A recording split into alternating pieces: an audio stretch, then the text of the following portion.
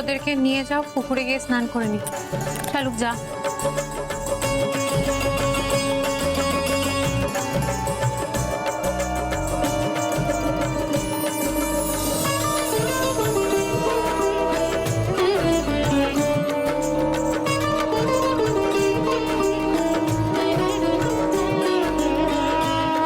সোহাগ, চলো আমরাও বেরোই।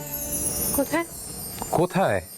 শিউলির বেনারসি সম্রাটের জোটটা তো কেনা হয়নি, কিনতে হবে তো। হ্যাঁ চলুন। সোহাগ, তোমার কি হয়েছে বলো তো? তোমার মুড অফ কেন? তুমি কি শিউলির বিয়ে নিয়ে হ্যাপি নও? সেরকমটা নয় স্যার, সম্রাট ভালো ছেলে, ওরা তো বলছে ওরা একে অপরকে ভালোবাসে, সবই ঠিক আছে, কিন্তু মনের ভেতরটা না কেমন একটা খুঁতখুত করছে। শুধু মনে হচ্ছে কোনো বিপদ হবে না তো? না না সোহাগ, কিছুই হবে না। আর যদি কিছু হয় ওটাকে ফেস করা ছাড়া তো আমাদের কোনো উপায় নেই। তুমি চিন্তা করো না, সব ভালো হবে। চলো।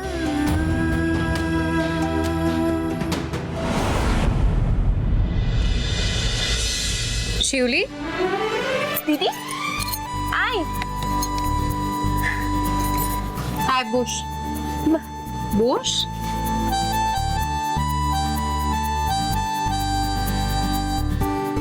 তোর বিয়ের বেনারসি পছন্দ হয়েছে?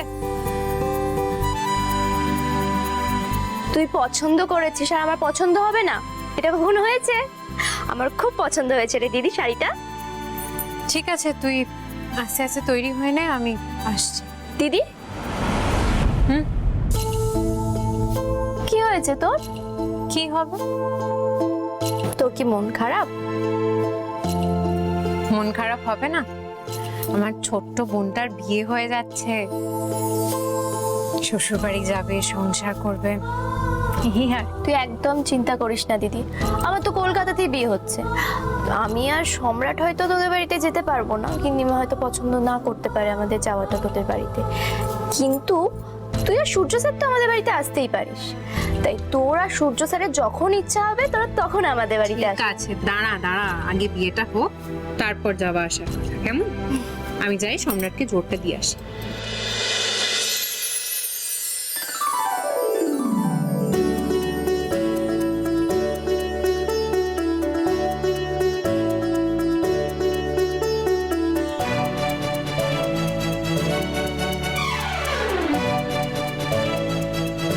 এবার বরকনেকে নিয়ে আসুন। শালুক, দিম্মাকে বলো বরকনেকে নিয়ে আসতে। হ্যাঁ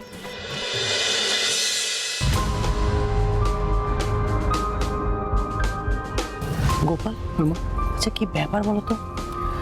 বলছি যে বর দিদি আর নাচ জামাইয়ের কোনো খোঁজ নেই, খবর নেই, ওরা যে কোথায় গেছে কিছুই তো বুঝতে পারছি না। আমিও তো কিছুই বুঝতে পারছি না মা। ওরা দুজন কলকাতা ফিরে গেল নাকি? আরে কি যে তুমি এক একটা কথা বলো, তার কোনো ঠিক নেই। মেজ দিদির বিয়ে, আজকে বিয়ে, আর ওরা কাউকে না বলে কলকাতা চলে যাবে। তো তুমি একটা কাজ করো না, তোমার যদি আপনি চিন্তা হয় একটা ফোন করো না। ফোন কি আর করিনি মা?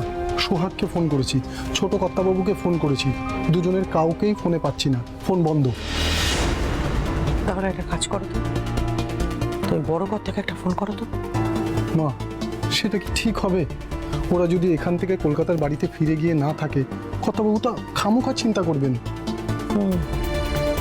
সেটা ঠিক বলেছ, কিন্তু একটু চিন্তার বিষয়।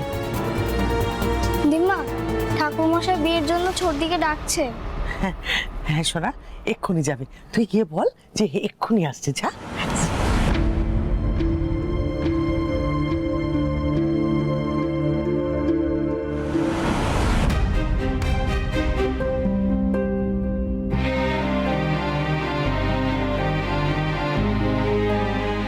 কি রে মেসিতি, হ্যাঁ তুই সাজতে সাজতে কেন চলে এলি? দিম্মা, আমি তো রেডি হয়ে গেছি, কিন্তু কিন্তু দিদি আর সূর্য স্যার কোথায়? ওদেরকে তো দেখতে পাচ্ছি না আমি কোথাও। আমি যদি জানতাম তাহলে কি আর এত চিন্তা করতাম রে। এদিকে বিয়েরও সময় হয়ে যাচ্ছে, হ্যাঁ পুরুষ মশাইও চলে এসছে জানিস। দিম্মা, সময় হয়ে যাক না, কোনো অসুবিধা নেই। দিদি আর সূর্যদা না আসা পর্যন্ত আমি কিন্তু বিয়েতে বসবো না। আগে ওরা আসবে, তারপরে বিয়েটা হবে, বুঝলে? সম্রাট, আমার কথাটা শোনো। গ্রামের লোকজন সবাই চলে এসছে যে। নমস্কার নমস্কার। তা ভালো তো? হ্যাঁ, বিয়ে টিয়ে ঠিকঠাক হচ্ছে? ঠাকুরমশাই, বিয়ে কতদূর? হ্যাঁ, ওদেরকে ডাকা হয়েছে, ওরা আসছে। আচ্ছা।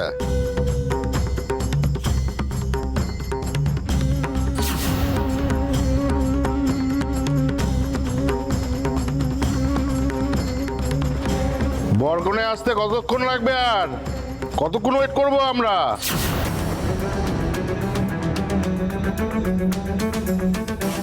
মা, আমি বলে কি, গ্রামের লোকজনদের খেপিয়ে লাভ নেই। বিয়েতে যখন দিতেই হবে, ওরা দুজন গিয়ে বিয়েতে বসুক। সোহাগ আর ছোট কর্তাবাবু ঠিক সময় মতো এসে পড়বে এখন। কিন্তু কিন্তু বাবা, দিদি আর সূর্য স্যার ছাড়া আমি বিয়ে... তাই হবে, কিছু করার নেই। বুঝতে পারছিস না, মতিকে কত লোক লস্কর নিয়ে চলে এসছে, এতটুকুনি আমাদের এখান থেকে বাধা হবে তো এখানে ঝামেলা বাঁধিয়ে দেবে। তার থেকে চল, পুরুত মশাই আছেন, হ্যাঁ, ও আসলে চল। তার আগে তোকে একটুখানি তৈরি হয়ে নিতে হবে। চল শোনা, যা। আর তুমিও তৈরি হয়ে নাও। সম্রাট, চল চল চল চল চল চল চল চল। হ্যাঁ, এদিকে আয়। मङ्गलं भगवान् विष्णु मङ्गलं गरुडध्वज मङ्गलं पुण्डरीकाक्ष मङ्गलाय तनुहरि।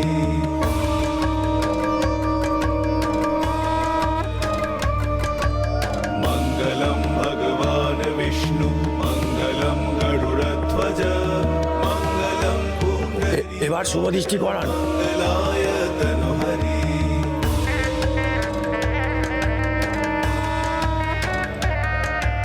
मङ्गलं भगवान् विष्णु मङ्गलं गरुडध्वज मङ्गलं पुण्डरीकाक्ष मङ्गलाय तनुहरि।